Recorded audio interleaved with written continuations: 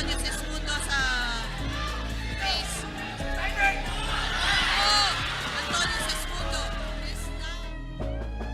Matapos makakuha ng impresibong panalo, ang dalawang Pinoy na boksingero na kilala sa pagiging knockout artist ay agad pinagtagpo ang dalawa para pag-agawan ang bakanting titulo na World Boxing Foundation Asia Pacific Super Lightweight title.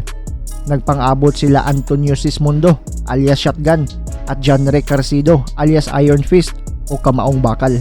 Bansag pa lang ng dalawa ay paniguradong may ibubuga na talaga sa bakbakan.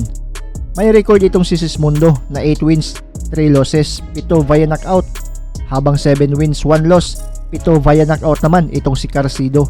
Kartada pa lang ay mapapansing parehong malakas ang mga kamao ng dalawa, kaya naman sa laban ay inaasahan na talaga ng karamihan na isang matinding basagan ng mukha ang makikita at paniguradong di aabot sa desisyon ang laban. Naganap ang nasabing bakbakan noong July 2022 lang sa Bohol at naka-schedule ito sa 10 rounds. Halina't ating balikan ang pagtatagpo ng dalawang Pinoy na kilalang knockout artist, si Antonio Sismundo kontra John Rick Carcido. Rooting for Junri Carcido from Sanman.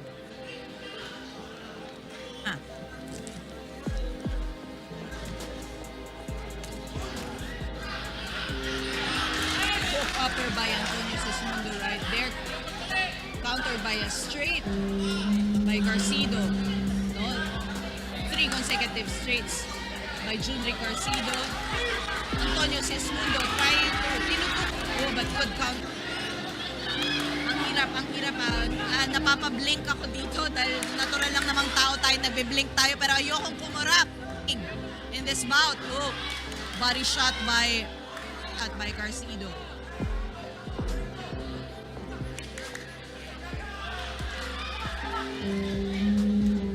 Wala nun sa Sismundo in the PMI straight.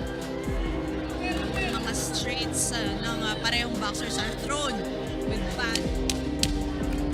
Another straight landing on Junri Carcido. What an explosive move. And of round number 1. Mark says 10-9 for Sismundo. The power in those shots, that hook by Antonio Sismundo. That straight for Junri Carcido. Wow, that straight. That hook. Antonio Sismundo. Again and again, trying to target the body, the head. Trying to counter with the hook. The hook, Antonio Sismundo. Sa ating mga okay.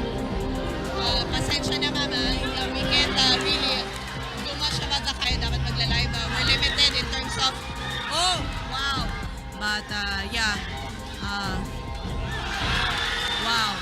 That, the right hand of Antonio yung kukurapa, no?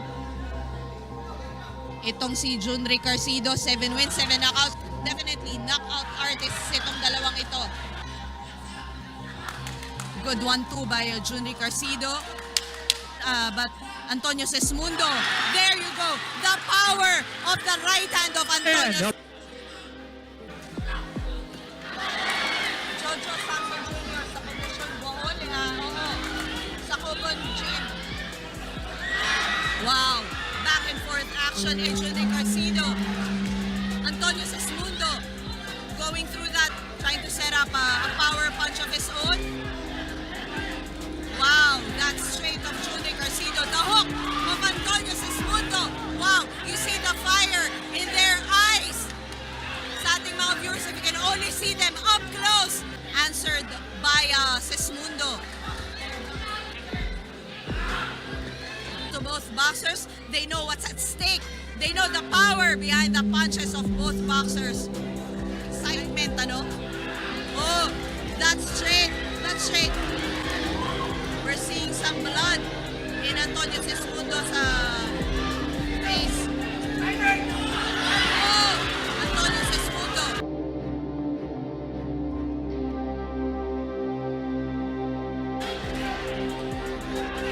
Antonio Sismundo stands up.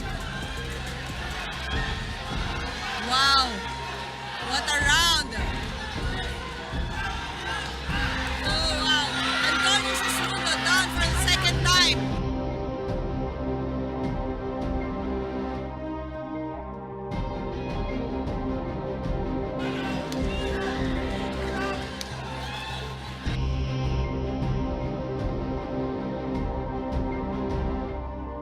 Nagtapos ang laban sa loob lang ng 3 rounds. 2 beses bumagsak itong si Sismundo at agad na ding tinapos ng referee ang laban para maiwasan ang mas malala pang kapahamakan.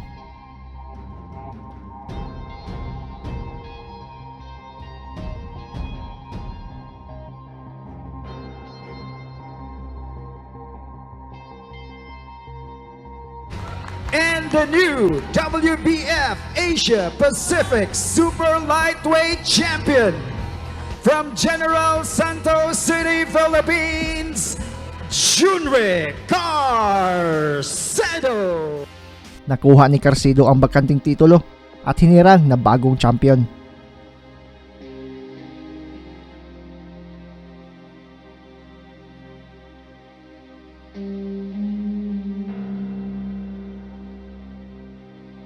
Limang buwan lang ang lumipas ay muling napasabak itong si Carcedo sa isa pang Pinoy. Ito ay si Marbon Budjongan alias Bongbong. Pero di rin ito nagtagal kay Carcedo. First round lang, tapos na ang laban.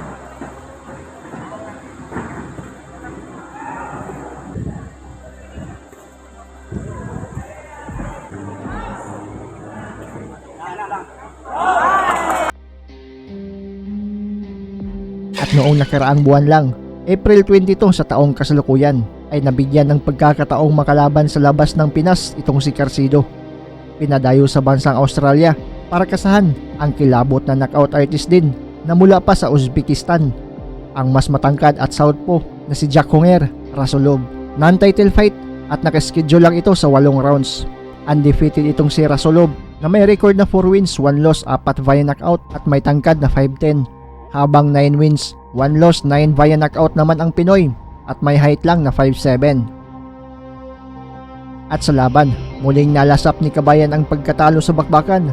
2 rounds lang ang itinagal ni Carcedo, natalo siya via TKO. Left hook from Rasulov, plants it between the eyes, smack bang, and left hook from Rasulov. Carcedo ripe for the picking. Here comes the assault. Here comes the barrage. Rasulov. It's good night, Irene. Still immaculate, Jahongir. Hi guys, this is Mark Magnifico Magsayo. You are watching Channel Manoy.